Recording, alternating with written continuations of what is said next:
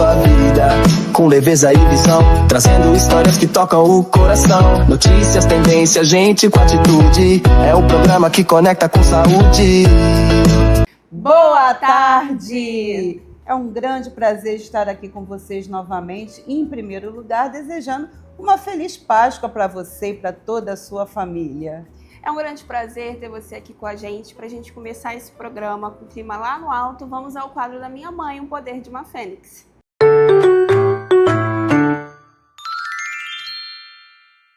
E hoje, no Poder de uma Fênix, vamos conversar sobre um tema extremamente importante: a hipertensão na mulher 40+. A elevação da pressão arterial na mulher no climatério é um momento muito comum, muito mais do que se pensa. E hoje nós vamos conversar um pouco sobre isso. É muito comum no consultório, tanto quando eu estou atendendo como ginecologista ou como médica de saúde da família, eu me ver à frente de mulheres que trazem uma informação. Doutora, eu nunca tive pressão alta, agora eu comecei a ter. E aí elas me relatam que começa a acontecer aumento da pressão associado à dor de cabeça, à queda do estado geral, a ganho de peso, a inchaço. E aí a gente começa a perceber que essa queixa tem muito fundamento. Após os 40 anos, os nossos níveis de estrogênio começam a oscilar. E com isso, muitas vezes, a falta desse hormônio nos leva a ter ausência deles atuando em determinados receptores do nosso sistema cardiovascular. E aí o que acontece? A pressão arterial começa a elevar. E quando essa dor de cabeça começa a acontecer, a gente começa a observar que está ficando mais inchada, que o estado geral está ficando diferente, é o seu corpo querendo te informar que é hora de começar a pensar que você está no climatério. E com isso você precisa de ajuda médica para enfrentar essa nova fase da sua vida. O nosso corpo fala, grita, faz uma rebelião e muitas vezes as mulheres começam a ter que frequentar as emergências hospitalares. O risco de AVC aumenta, o risco de infarto. Então é muito importante que após os 40 anos a mulher preste muita atenção nos seus níveis pressóricos. Isso é fundamental, porque é mais uma fala silenciosa da flutuação do nosso principal hormônio, que é o estrogênio. E o poder de uma fênix começa quando ela percebe o que o seu corpo está dizendo, que aquela dor de cabeça não está sendo normal, está ficando mais constante, que ela está se sentindo mais inchada, que ela está ganhando mais peso. Tudo isso pode estar acontecendo associado às flutuações do estrogênio. E com isso a sua pressão arterial pode estar começando a se elevar. E é aí que o poder de uma fênix começa. É necessário a força dos 5 R's. Resistência. Temos que resistir à ideia de que tudo é normal e que não é necessário mudança. Resiliência. O corpo se adapta, mas ele precisa de apoio para que isso aconteça. Renovação. Nessa fase é fundamental renovar os nossos hábitos, torná-los extremamente saudáveis. Reinvenção. Quando a gente renova os nossos hábitos, nós temos também que reinventar nossas rotinas, torná-las mais agradáveis e adaptáveis ao nosso estilo de vida. Ressignificação. Envelhecer não é sinônimo de adoecer, mas não ouvir o que o seu corpo está falando pode lhe levar ao adoecimento. Mas você não está sozinha nessa luta, nessa mudança. Vou te dar aqui 5 dicas. Dica número 1, é importante que você verifique sua pressão regularmente. Dica número 2, procure orientação e ajuda médica, porque o climatério precisa de uma boa supervisão. Terceira dica, cuide da sua alimentação. Nessa fase é extremamente importante que tenhamos mais atenção, utilizemos menos sal, menos açúcar, mais proteína e mais fibras. Dica número 4, se movimente. É extremamente importante que você se movimente, que você ande mais, que você caminhe mais. De repente, descer um pouco antes no ponto do ônibus, muitas vezes ir à padaria andando. Atividades que possam fazer com que o seu corpo se movimente. Os passos são muito importantes para a mulher no 40+. E dica número 5, cuide do seu emocional, porque o estresse também eleva a pressão. Procure fazer atividades que te tragam conforto, que te façam se sentir bem, que façam com que você se sinta extremamente viva e plena. Aos 40+, o corpo não piora, ele simplesmente se transforma. E quem entende isso, vive muito melhor. E agora o quadro da minha filha, doutora Maiara Cesário, primeiramente.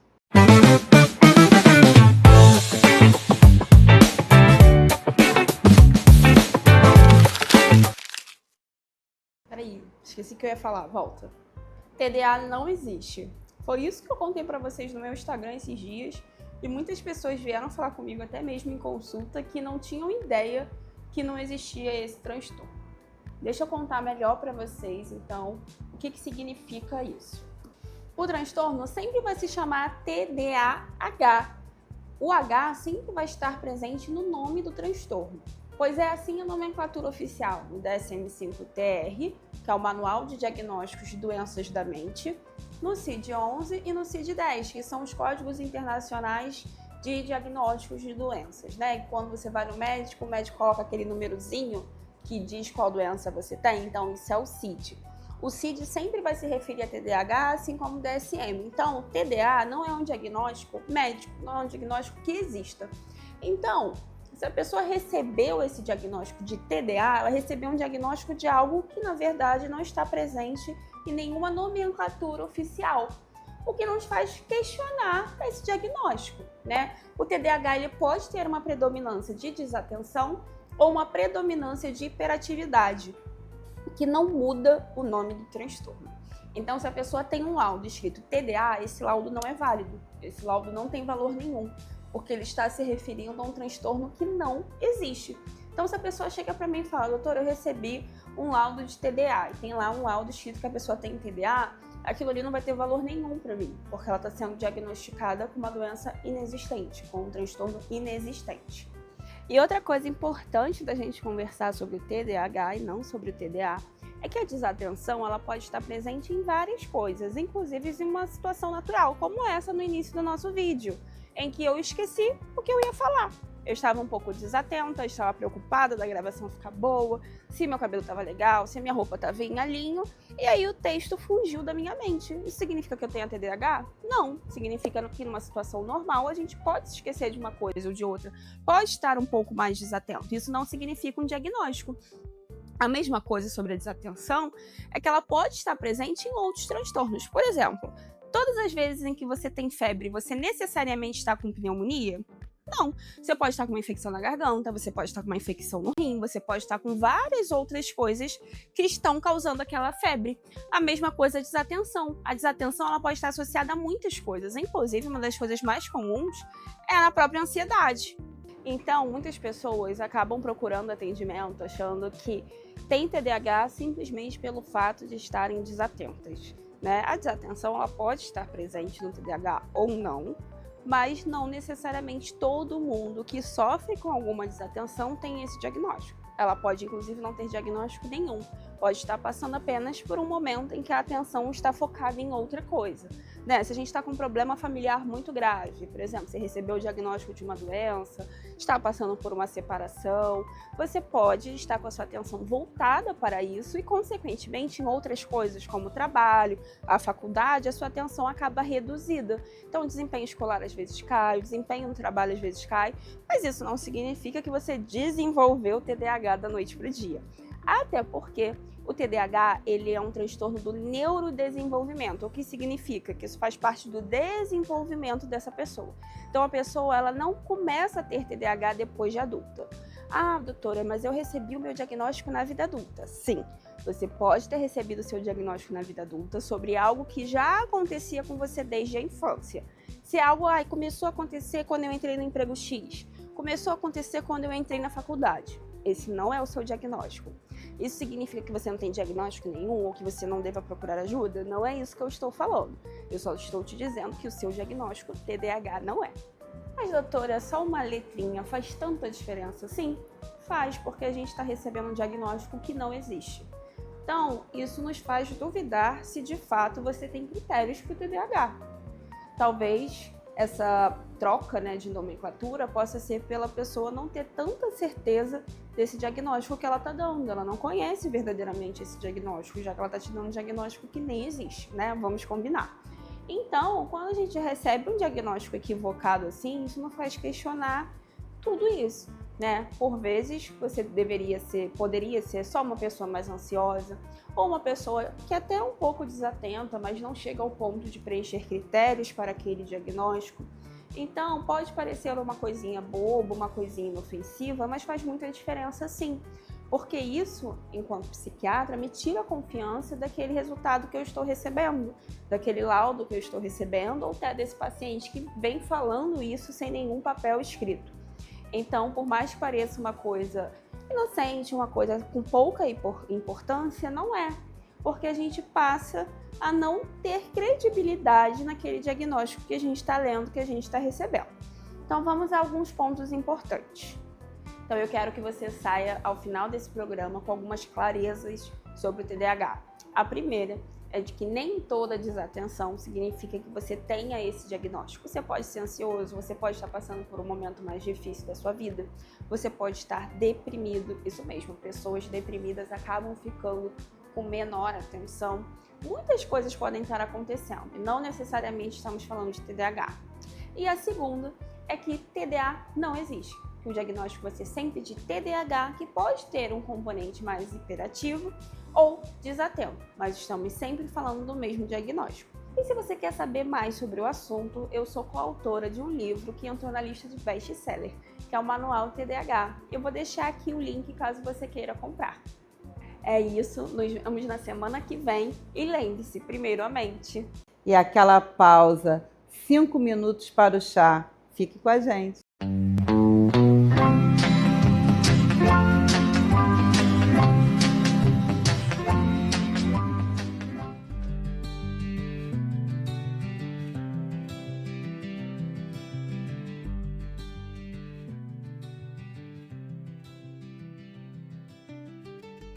Chegou o momento da nossa pausa, um chá. Qual você escolheu para você? Sereníssima. Sereníssima, ele tem hortelã, piperita, lavanda, camomila, verbena e maçã. Uma delícia. E voltamos ao chá quentinho, né? É, porque agora estamos no outono. O verão acabou, mas nem por isso é desculpa para parar de beber água, né? Enquanto o chá infunde um pouco, né? Vamos conversando aí sobre alguns assuntos, né? Que tem movimentado muito o mundo. Inclusive, nesse outono, né, nós tivemos alguns momentos de um calor intenso, né? Sim, e as coisas estão modificando, né? Isso acaba impactando, inclusive, na saúde, né? Porque o nosso corpo precisa desses momentos mais cíclicos. Estamos mais habituados a um comportamento, assim, diferenciado em cada estação, né? Sim. E é o que não vem acontecendo. Então, quando a gente tem um calor muito prolongado, né? Quando as temperaturas estão muito elevadas, isso pode acabar levando a um maior número de acidentes vasculares cerebrais. O famoso AVC. O famoso AVC. As pessoas podem infartar mais, né? Principalmente pessoas que usam roupas muito tradicionais, muito formais, né? Terno, gravata, por conta das questões profissionais, Sim. né? E aí, muitas vezes, o ambiente não tem uma ventilação tão adequada, né? Ou então trabalha na rua, né? Ou estando numa situação de rua, no trabalho constante, né? Isso pode acarretar em questões, desfechos, né? Desfavoráveis na saúde. Sim. E o que a gente tem observado, né? É que com a crise climática que nós estamos atravessando, esses impactos, por vezes, são os temporais, né? E a gente sabe que quando nós temos as enchentes, outros cuidados com a saúde precisam existir. A gente tem o risco da leptospirose, que é muito comum, né, acontecer nesses períodos de enchente, né? Então, assim, quando a gente tem contato com água contaminada, né, a gente sabe que existe esse risco de adquirir essa doença, né? Então, essas águas de enchente que pegam o esgoto, né, e elas acabam entrando nas casas de uma maneira muito abrupta, as pessoas se colocam não, acabam ficando em risco, né? E é muito importante que sempre após esses períodos, né, caso a pessoa esteja frente, né, a um grande volume de água de origem duvidosa, né, água da rua, é importante que procure, né, um serviço de saúde, principalmente se começar a observar que está tendo uma queda no estado geral, febre, os olhos ficam um pouco amarelados, né? É importante buscar ajuda nesses casos de modo imediato, né? Porque a gente sabe que existe esse risco. E o outro extremo também, né? Frios demais, né? Situações de muito frio, né? Tem locais que até ficam abaixo de 0 graus, então isso faz com que as pessoas se aglomerem, né? E o que isso pode acontecer? Resulta em quê? As doenças contagiosas respiratórias, né? Então, elas se tornam muito frequentes, as pessoas ficam respirando ali naquele mesmo ambiente, com pouca ventilação, então tá muito frio, a gente não abre a janela, né? A gente tende a se reunir, se agrupar, e aí com isso a gente precisa lembrar também da etiqueta respiratória, né? Que se a gente está com algum sintoma respiratório, a gente não pode simplesmente tossir, espalhar, né? O ideal é usar uma máscara, e quando for tossir, que a gente tosse dessa maneira, né, para que a gente não propague vírus, né, para as outras pessoas. Então a gente precisa ter esse cuidado, lavar bem as mãos. Outro cuidado muito importante é manter a caderneta de vacinação em dia. Atualizada. Exatamente. Nós precisamos pensar muito nisso, principalmente agora que a gente já está no outono, caminhando para o inverno, onde mesmo que as temperaturas não estejam tão baixas assim, nós iremos nos aglomerar mais, né? Com certeza. E com isso a gente pode ter aí crises maiores, né, em relação à influenza, né? Em relação ao próprio Covid. Verdade, né? que não deixou de existir. Que permanece circulando, porém de outra forma. E a gente precisa manter vigilância constante sobre isso. Um grande cuidado com os idosos, com as crianças, né? Então é muito importante que a gente perceba que o calor excessivo leva à desidratação, leva ao cansaço, leva uma irritação maior, mas o frio em demasia também tem suas consequências, né? Com certeza. E o ideal é que a gente vivesse aí no equilíbrio. E a gente, é tão estressante passar por esses momentos que a gente tem até um termo que surgiu para isso, que é a ansiedade climática, que é esse medo recorrente dessas mudanças intensas. Do que está por vir, né? Principalmente pessoas que moram em região de encostas, cada vez que começa a chover, a pessoa já fica nervosa, o medo do desabamento, o medo da enchente, né? Então isso acaba gerando um sofrimento psíquico muito intenso. Né? A gente viu muito isso com as pessoas da região sul, depois daquela grande enchente que teve, né? Impacto, as pessoas, desfavorável, né? E as pessoas, quando escutam barulho de chuva, muitas ficavam ansiosas, chorosas, desesperadas mesmo com isso tudo. Então a gente sabe que existe um impacto na nossa saúde física e também na nossa saúde mental. Então é importante que nós fiquemos atentos à nossa saúde, que a gente não deixe de se hidratar, mesmo estando frio, isso é importante da gente lembrar, que a gente busque atendimento, caso a gente entenda que essa ansiedade está sendo muito intensa, né? Então se isso está acontecendo de uma forma muito grande, é importante buscar atendimento, é importante que a gente busque vestir roupas adequadas ao clima, né? E lembrando também que as crianças estão na mesma variação climática que a gente, né? Porque às vezes, principalmente mamães de primeira viagem, papais de primeira viagem, querem empacotar a criança com calor. É verdade. Então, sem exagero, né? As crianças vão se vestir de acordo com a forma como nós estejamos nos vestindo. Então, são alguns pontos aí que a gente precisa ter. A proteção dos pets, né? Proteção dos pets, com certeza, né? Porque as pessoas às vezes esquecem que os pets sentem frio e sentem calor. Né? Então, a gente precisa também lembrar que eles também estão ali vulneráveis a essas variações climáticas como nós, né? Como nós. Verdade. Então isso é muito importante. Sim. E vamos torcer para que essa próxima estação seja favorável à saúde de todos Com nós, certeza. né? E que possamos nos proteger cada vez mais. Sim, vamos tomar o chá antes Vamos. que ele esfrie. E já esquecendo de falar, né? Fica aqui o nosso checklist, hein? Para que vocês não esqueçam como agir nas situações climáticas. E agora vamos acompanhar o quadro do nosso especialista em culturas populares, o Dudu Garcia, com o quadro Cultura que Acontece.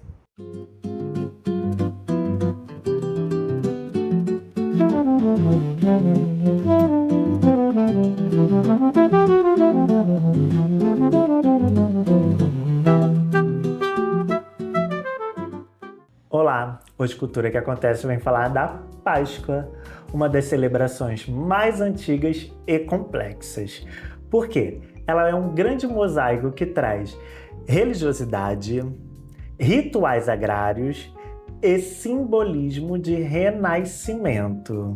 Então, para os judeus, é a libertação do povo hebreu do Egito. Para os povos germânicos, ela marca a primavera, o equinócio da primavera, como a gente já falou em outros programas aqui. Então vai ter essa ligação com a primavera, que é acordar a terra depois de um grande e frio inverno. E nós vamos ter também o simbolismo da vida, em que vem os ovos e o coelho. Os ovos, eles simbolizam, tem o símbolo da vida.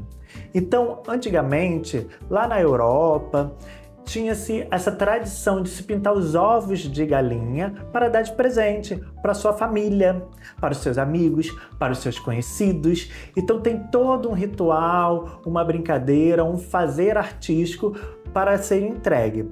Como o coelho chega nisso? O coelho, porque logo que começa a vir a primavera, o coelho, como um dos animais que mais se reproduz, ele vai ser o símbolo da fertilidade. Então, depois do inverno, os campos de primaveras começam a ficar floridos na primavera. Então, o que acontece? Os coelhos começam a se reproduzir, é um dos primeiros animais a se aparecer. Então, ele vai trazer o símbolo da vida, da fertilidade. Então, o ovo como símbolo da vida e o coelho, o símbolo da fertilidade.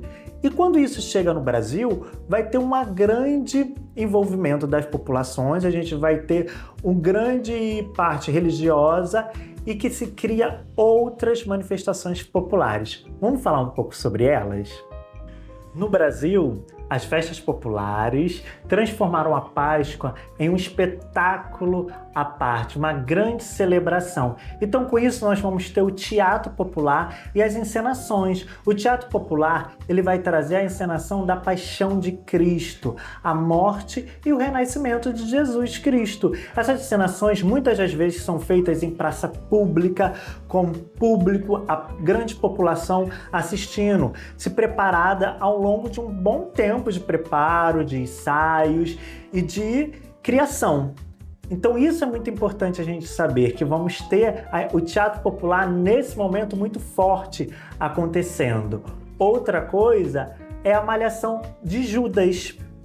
No sábado de Aleluia, nós vamos ter um boneco feito de palha ou de pano que vai representar o traidor, quase sempre uma figura pública que todo mundo conhece, e ali vai ter a malhação do Judas. Irão bater nesse boneco até que ele se desfaça e que se quebre. É uma cultura ainda viva nos subúrbios que a gente se encontra. Mas também não podemos esquecer de falar sobre a culinária. A gente vai ter nesse momento também pratos e a comida feita somente com peixe. A gente vai ter nesse período a carne não sendo consumida, mas sim o peixe. E é nesse momento que muitas receitas tradicionais aparecem, receitas que são passadas de geração em geração. A gente falar de cultura, a gente também vai falar sobre culinária, sobre alimentação, sobre receitas, e esse é um dos momentos em que a gente vai ter isso muito forte acontecendo. As receitas passada, um tipo de peixe que se faz, o tipo de corte de peixe, os temperos, assado, frito e por aí vai. E você, tem uma receita sobre isso? A sua família tem ou participa de alguma dessas manifestações ou festas populares ligado à Páscoa ou no dia de Páscoa, ou vocês reinventam aí na sua família? Espero que tenham gostado. Nos vemos no próximo encontro. Até mais! E agora aquele quadro que vocês amam, onde nós esclarecemos dúvidas sobre a saúde, combatemos fake news, o Saúde Sem Mito.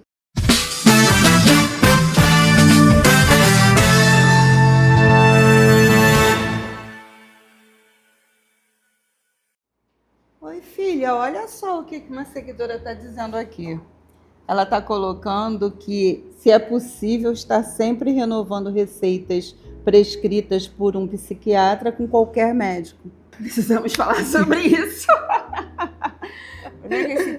Esse termo, né, renovar receita, dá a sensação de que é uma coisa muito simples. E que vai ser sempre vai essa sempre medicação. a mesma medicação. Então, acho que a gente tem algumas coisas para começar a explicar por aqui, né? Eu acho bom que a gente converse muito sobre esse tema, porque é um tema bem polêmico e muito comum, e que traz muitas consequências não muito agradáveis. Eu acho que a primeira coisa que a gente tem que explicar é que cada receita, cada consulta na psiquiatria é única, né? Então você vai até a consulta e novas coisas aconteceram na sua vida nesse intervalo de geralmente um mês, 2 meses, enfim. Então você estava dormindo mal, passou a dormir melhor, estava comendo mal, passou a comer melhor, né? Alguma coisa de diferente aconteceu na sua vida. Aquela dose já não é mais adequada, precisa ser ajustada, ou aumentada ou diminuída. Exatamente. Né? Eu sempre falo uma coisa, que se a medicação não fosse tão complexa, ela não viria numa receita controlada. Né? Se ela vem numa receita controlada, anos de estudos entenderam que essa pessoa precisava estar sendo constantemente vista por um profissional ao utilizar aquela medicação.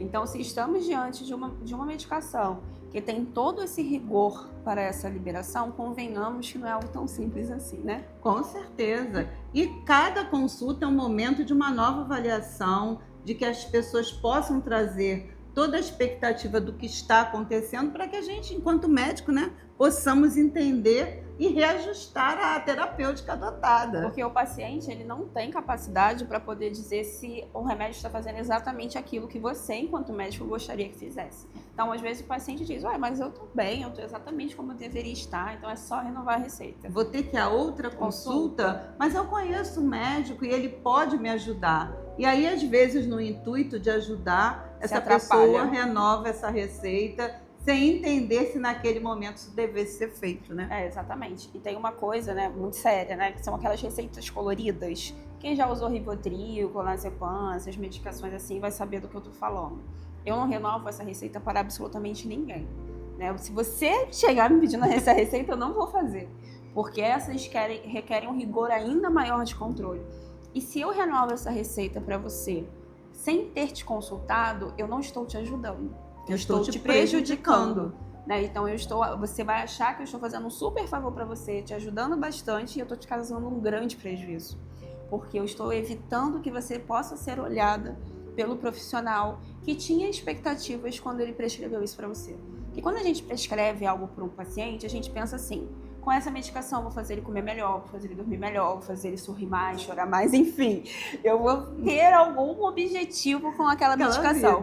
E quando eu, um médico completamente aleatório, caio de paraquedas no meio dessa prescrição e vou lá e simplesmente renovo essa receita, eu estou te tirando a oportunidade de ser verdadeiramente visto pelo profissional que está te acompanhando.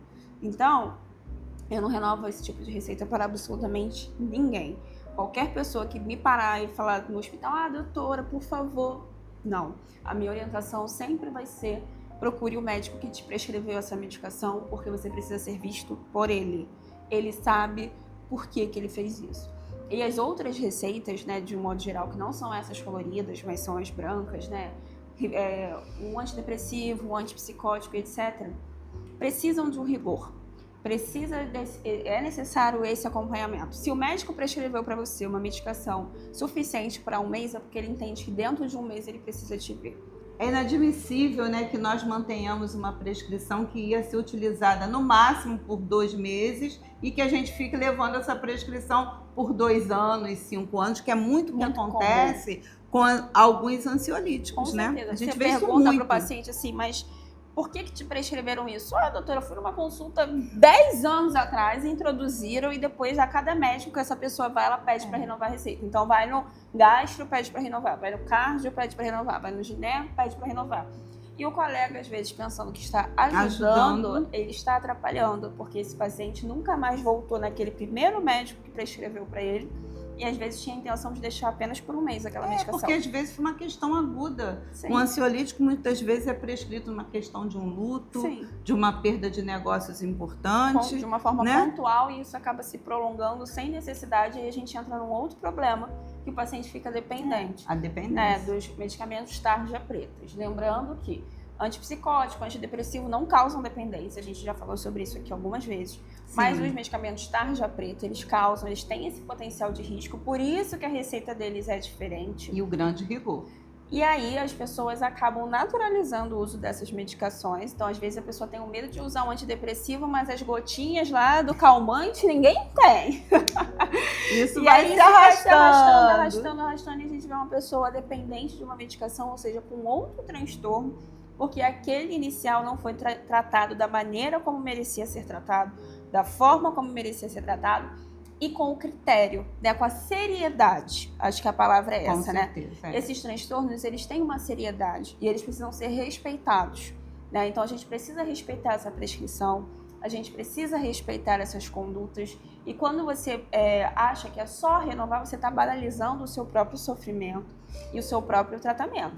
Porque você, melhor do que ninguém, sabe como você estava. Você sabe como você estava antes de começar a usar essa medicação. E quando você banaliza isso, você está assumindo o risco de voltar a ficar como estava. Sim. Porque você não vai dar a chance dessa medicação ser ajustada.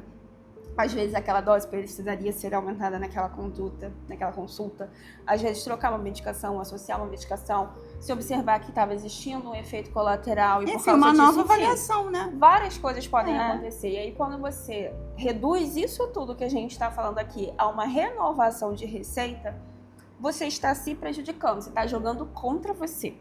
Né? Fiquem alertas, prestem atenção que isso não pode acontecer, não deve acontecer. Jamais, momento nenhum. Então, assim, se o seu psiquiatra falou para você volte em um mês, volte em um mês. Em 2 meses, volte em 2 meses. Né? Então, assim, respeite o intervalo entre as consultas, porque muitas das vezes, quando a gente vê casos assim, tá no psiquiatra fazendo acompanhamento há 20 anos e não melhora. Quando você vai ver os 20 anos, foram 2 consultas. E várias renovações no meio do caminho. Especialistas. Né? Várias receitas foram sendo renovadas de qualquer forma. Então, assim, o psiquiatra ele não faz milagre, assim como nenhum outro médico. A gente só consegue trabalhar com aquilo que chega até a gente.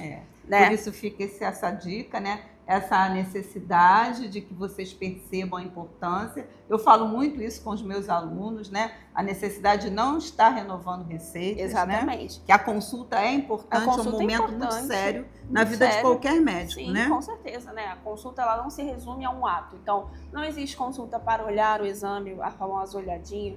Não existe consulta para renovar a receita. Existe uma consulta médica onde vai existir uma conduta. Sim. Que possa ser, né, manter aquela medicação ou qualquer outra coisa, né? A mesma ideia da famosa olhadinha no exame, Sim, né? Então, tudo isso a gente precisa pensar. E acho que esse mito, né?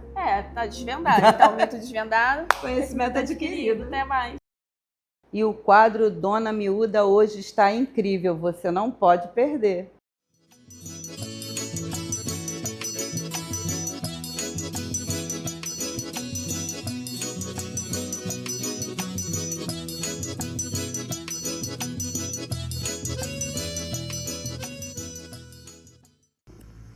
Olá pessoal, no quadro de hoje do Dona Miúda, no programa Acontece Aqui em Família, vamos conhecer artistas da comunidade Boa Esperança e comunidade Mumbuca. Acabamos de fazer uma ação aqui e vocês vão conhecer um pouquinho de cada um, né, que guarda essa tradição, que mantém viva, né, a cultura da região do Jalapão. Venha conhecer.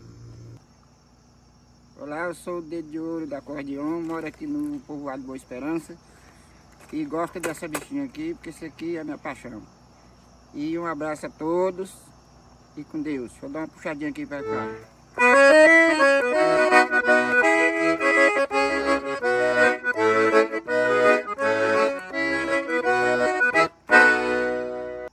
Olá pessoal, eu sou Arnon, do povoado Mumbuca, né?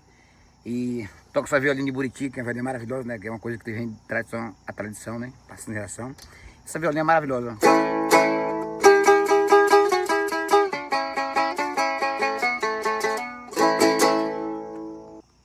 Olá, meu nome é Julimar Carvalho da Silva, eu moro na comunidade Boa Esperança, minha profissão é trianguista e zabumbeiro. Ainda toco essa violina de buriti ainda e muito obrigado.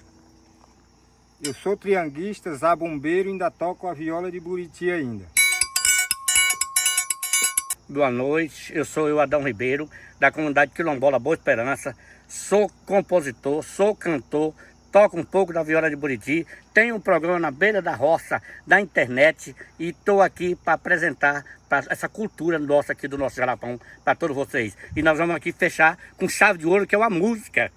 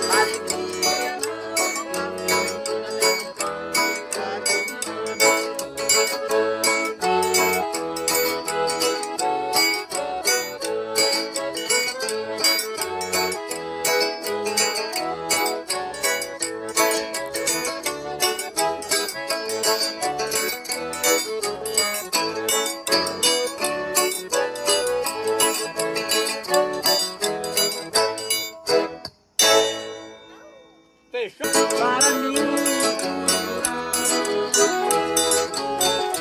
tradição da minha avó, aprendi neste lugar, eu não posso mais deixar,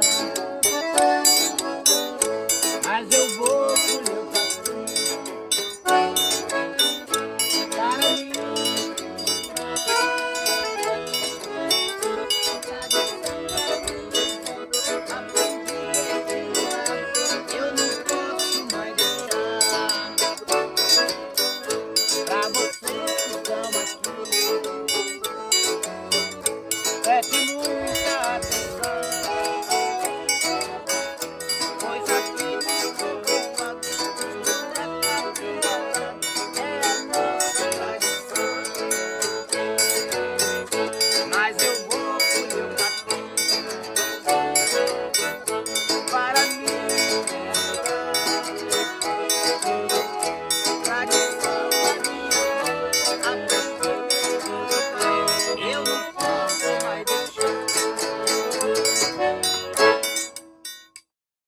Agora nós vamos acompanhar o quadro da comendadora Lilian Bonfim, Mulheres que Brilham na TV. E aproveitando, gostaria de lembrar vocês que no dia 21 de maio no Rio de Janeiro, vai acontecer mais uma edição do Mulheres que Brilham no Rio, um evento com muito networking, conexões de valor, onde a comendadora estará presente e minha mãe também, que é responsável pelo movimento aqui no Rio.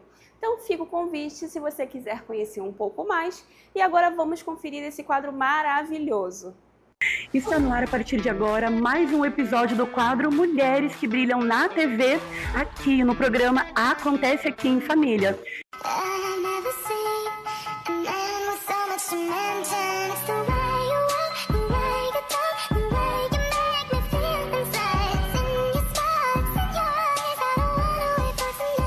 E hoje aqui no Acontece Aqui em Família, eu vim conhecer um pouco mais do trabalho da nossa apresentadora, a comendadora Lilian Bonfim. Estamos aqui nesse momento maravilhoso. Lilian, que prazer estar aqui com você hoje. Gente, o prazer é todo meu. É uma honra ter o nosso set de filmagem invadido pela apresentadora produtora do programa. Bem-vinda! Ai, estou muito feliz. Gente, que trabalho incrível. Como é que estar fazendo isso tudo, trazendo essa arte aqui para as meninas? Menina, quando você ama o que você faz, você não trabalha. Então eu faço com muito prazer, é um trabalho que traz realização. E o mais interessante é ver mulheres já são empoderadas, se descobrindo ainda mais, percebendo que sempre existe um novo degrau, novas mesas. Então não tenho palavras, sou muito feliz. É um propósito maravilhoso. Sim. Gente, vocês vão amar esse conteúdo toda semana aqui com a gente. Vai enriquecer muito nós mulheres e o mundo como um todo, né? Que feliz Dia da Mulher para nós! E no quadro Mulheres que Brilham na TV de hoje, realizamos mais um workshop voltado à preparação para TV e palco com mulheres empresárias inspiradoras. Foi um dia prático, com exercícios de comunicação, postura, presença, expressão. E além disso, vivemos muito aprendizado, conexões importantes e evolução real no posicionamento diante das câmeras e do público. Um encontro que fortalece mulheres para brilharem com segurança. Meu nome é Suzana Rangel, eu estudo desenvolvimento humano há mais de 30 anos e sou especialista em reconstrução emocional, especialmente através do método TEAR, que são 4 pilares de transformar a dor em potência, o E de essência, A de autenticidade e R de conexão, para que você possa voltar à sua essência, à sua autenticidade, ser feliz e conquistar tudo o que você deseja. Te vejo no próximo filme. Oi, eu sou Giza Lima e o meu propósito na sua vida é captar as suas melhores imagens para você guardar de recordação. Um dia mais tarde que você vai ter memórias e lembranças. Nada mais justo do que ter em suas mãos fotos que você vai levar para geração de geração para guardar sua família, sua história e a sua tradição. Olá, eu sou Adriana Bessa, jornalista por formação, empresária por profissão e desenvolvimento humano por missão. Hoje, CEO do Grupo AB, onde é alicerçado pela tríade de corpo, mente e espírito. Mas eu vou apresentar para vocês a minha primeira empresa, a AB Terceirização, onde nós ofertamos profissionais na área de limpeza, portaria, recepção, jardinagem, manutenção em geral. E quero deixar aqui para vocês um pensamento, que terceirização não é sobre estética, é sim redução de custo, uma alta performance da sua equipe é a sua melhor estratégia. Olá, eu sou a Jaqueline Félix, sou fisioterapeuta há 10 anos e especialista em harmonização facial. E hoje, através da estética humanizada, eu venho transformando mulheres a recuperar sua autoestima, porque cuidar é um ato de amor. Olá, eu sou a Joyce Moésia, eu sou administradora, contadora e perita judicial e fundadora da Proconte Gestão de Negócios, onde pela inteligência da contabilidade eu trago segurança, estrutura e clareza para o seu negócio, porque a nossa meta é o seu sucesso. Oi, eu sou Patrícia Miyaguchi, eu organizo empresas para que elas não percam nem dinheiro e nem talento por falhas em suas estruturas operacionais. Eu também ajudo o jovem a se encontrar no mercado. Eu ajudo o jovem a ter postura e ter direcionamento em sua profissão. Olá, meu nome é Zena Lopes, eu sou escritora e palestrante motivacional. Eu quero deixar um legado de consciência e posicionamento. E se ao menos uma mulher conseguir se olhar no espelho e disser: eu posso, eu quero, eu vou, eu já terei cumprido o meu propósito. Sou Selma Nali, psicanalista clínica, sexóloga, mentora, escritora e criadora do método Terapeuta de Elites. Hoje minha missão é ajudar mulheres a ressignificar o seu passado, tratando na raiz do seu problema. E a continuação desse dia incrível você acompanha na próxima semana. Nos vemos lá. E agora, vamos conhecer um pouquinho mais sobre a França comigo. Inclusive, eu queria agradecer vocês pelo carinho no TikTok. Nossas dicas sobre a França estão bombando. E se você ainda não nos segue lá, corre lá, que tem muito conteúdo bacana. E vamos conhecer um pouquinho mais no Dica que Acontece.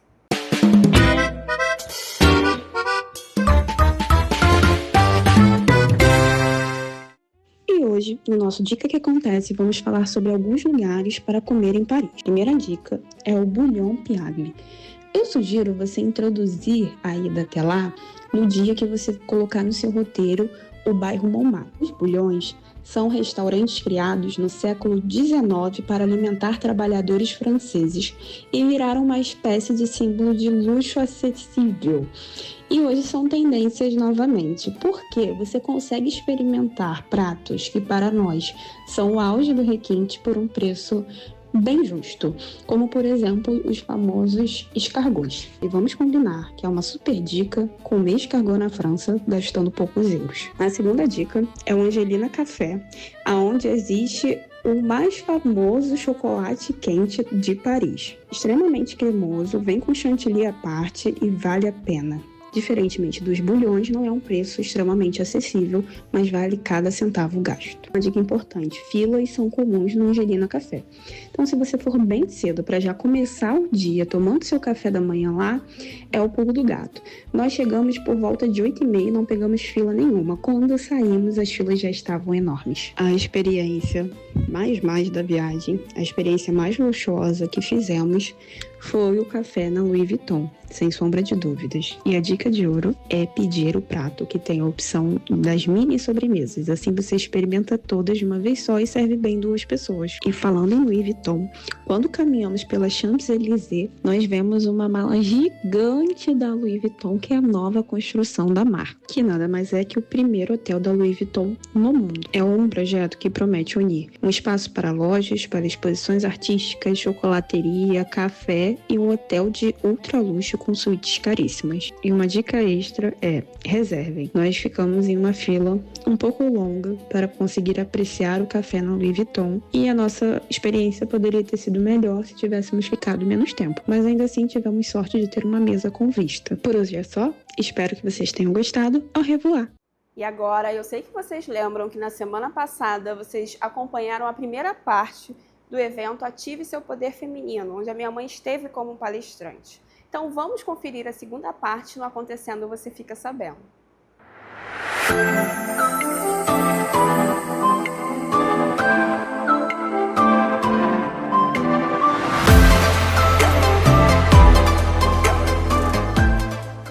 Desistir, tá? Não desiste, você é importante, não desiste, não desiste. Vamos continuar resistindo, porque eu sei que várias questões nos fazem pensar em parar, mas não para, continua, porque com certeza vocês vão chegar onde querem chegar. Se permitam comprar uma roupa que vocês gostem, se permitam comer alguma coisa que vocês têm desejos, se permitam a se abraçar, a se cumprimentar, a entender a poderosa mulher que vocês são. E terminando, eu peço uma salva de palmas para vocês, porque o primeiro aplauso de uma mulher deve vir das suas próprias mãos.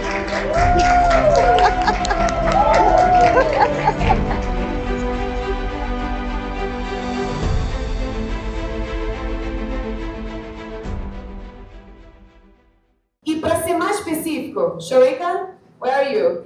Can you come in here, please? So, I have here Sharika. She's American.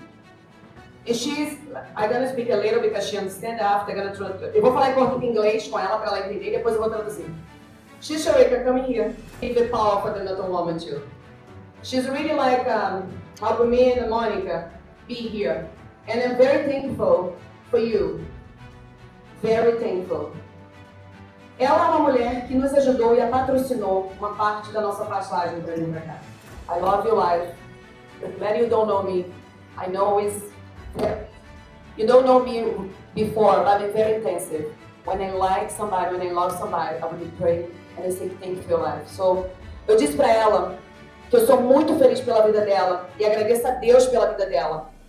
Porque ela não imagina o quão importante ela foi na minha vida. E para vocês entenderem uma coisa, quando Deus colocar algo no coração de vocês, pode ser loucura. Meu amor, vai. E ela veio, ela confiou em mim. Ela investiu nesse espaço. A Mônica, tão louca quanto eu. Amiga, eu já consegui, fechei 5 clientes. Eu vou fazer, tô mandando, tô fazendo. Cara, gente, você não tem noção que essa energia é. Se conectar com mulheres. Quando eu falo, mulher poderosa dá poder pra outra? Eu sou mentora. Dá poder pra outra. Então, nós temos aqui, olha, gente, a coroinha das imperatrizes. Entregando a sua. Entregando a sua. Meninas, uma salva de palma para elas que está brilhantando o nosso espaço. Muito obrigada, meninas. Atendimentos realizados desde a pandemia até agora, comprovados. Atendimentos, não clientes. Atendimentos. Ela atua na formação de mulheres através de treinamento Boris Coped, que é modelagem, gente. Boris Coped, é nome em inglês. Focando no sucesso e na conquista da independência nacional, financeira e internacional. O nome dela é Mônica Leconte. O que aconteceu?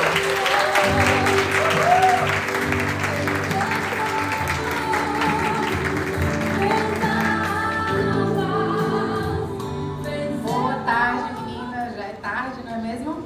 Então, eu sou a Mônica Leconte. Já vejo que vocês estão todas ativadas, então esse é o momento. E a gente vai começar agora com uma passagem de 3 minutinhos para introduzir a minha apresentação. Cheia de sonhos e com o coração aberto para o futuro. Acreditei que havia encontrado alguém com quem poderia formar uma família. Um amor que parecia o começo de tudo que desejava.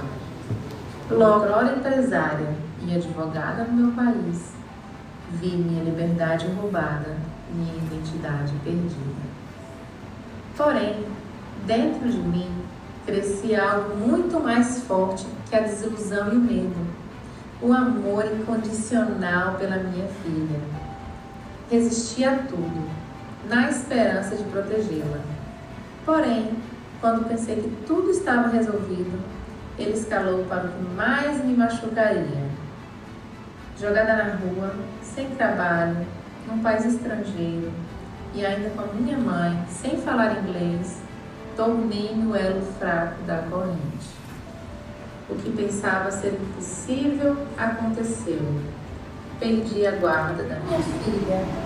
Mas essa mesma menina ingênua aprendeu a lutar e jamais desistiu. Encontrei apoio em comunidades inesperadas, me vi trabalhando até 20 horas por dia, em meio à dor indescritível da espera. Sem a sua presença em muitas datas comemorativas, decidi criar a mulher que precisaria ser para vencer minha batalha. Ressignificar e impactar outras mulheres. Nesses anos de luta, tenho ajudado mulheres que enfrentam obstáculos a reconquistar a autoestima e se tornar empreendedoras. E hoje, a recuperar minha filha, poderei ensiná-la o que aprendi com essa lição e partilhar com tantas outras. Cresça forte e independente.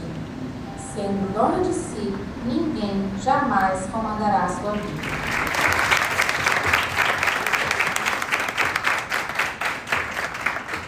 Eu sou a Mônica Leconte, eu sou natural de Salvador, Bahia. Sou advogada formada, sou administradora formada. Comecei a trabalhar com empreendimentos desde os meus 14 anos.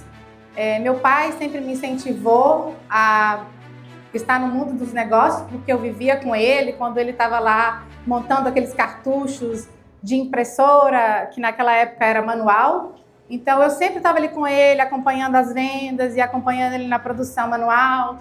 e minha mãe está me ajudando. Então, assim, eu comecei desde nova na escola, vendendo livros dentro das feiras da escola, trocava coisas para sobreviver, para comer, para poder ajudar minha mãe, que também estava comigo.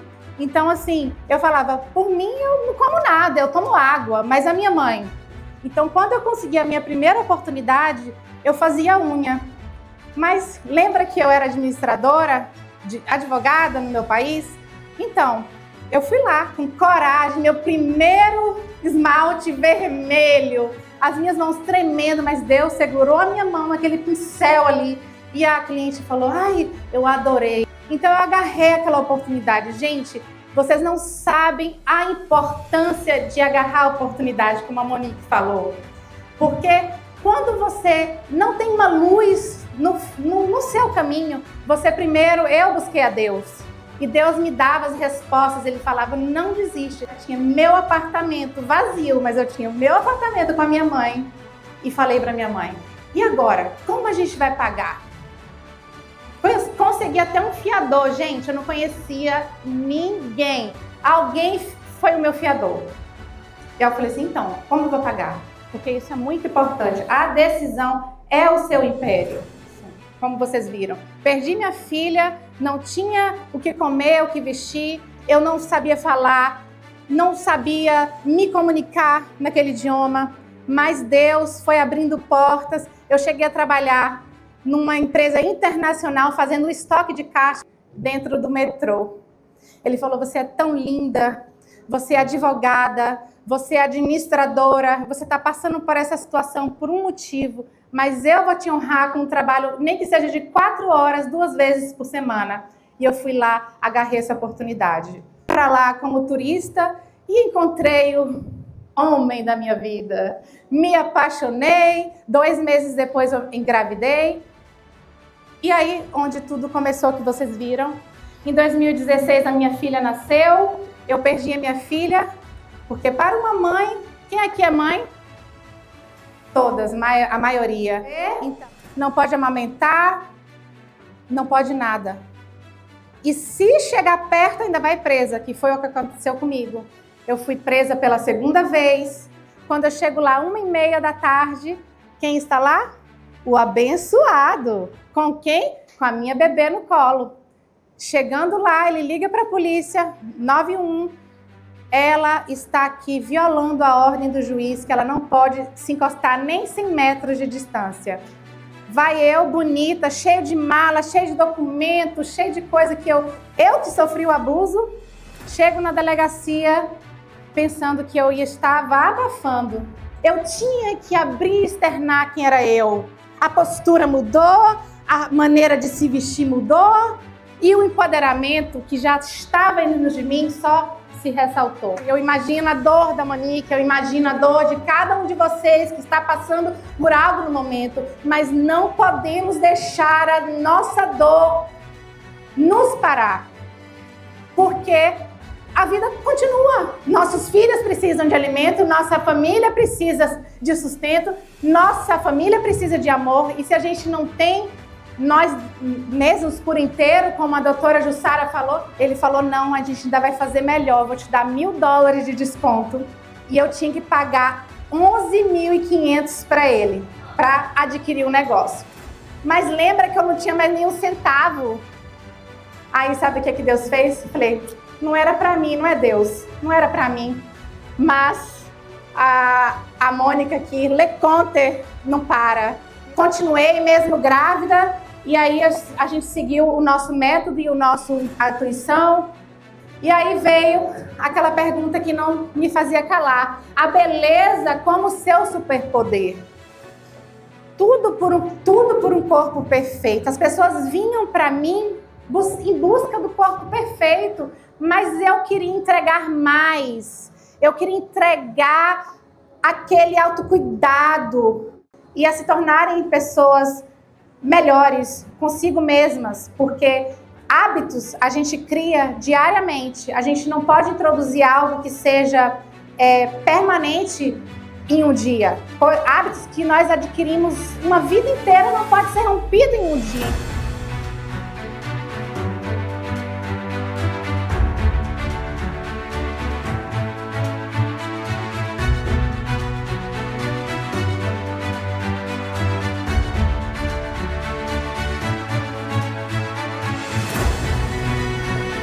uma juntando o poder com a outra.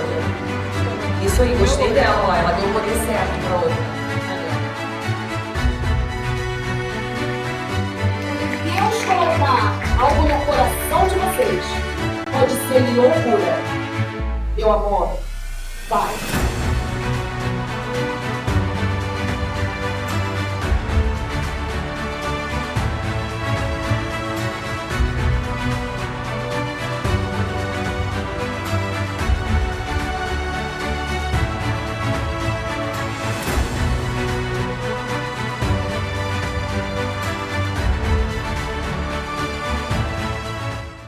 Foi muito bom estar com vocês, mas chegou ao final de mais um programa onde a gente se despede com água na boca para o próximo. E se bater aquela saudade durante a semana, é só correr lá nas nossas redes e matar um pouquinho dessa saudade, mandar mensagem, comentar, curtir, mandar dúvidas, porque tudo que acontece aqui. Até mais! Com leveza e visão, trazendo histórias que tocam o coração. Notícias, tendências, gente com atitude. É o programa que conecta com saúde.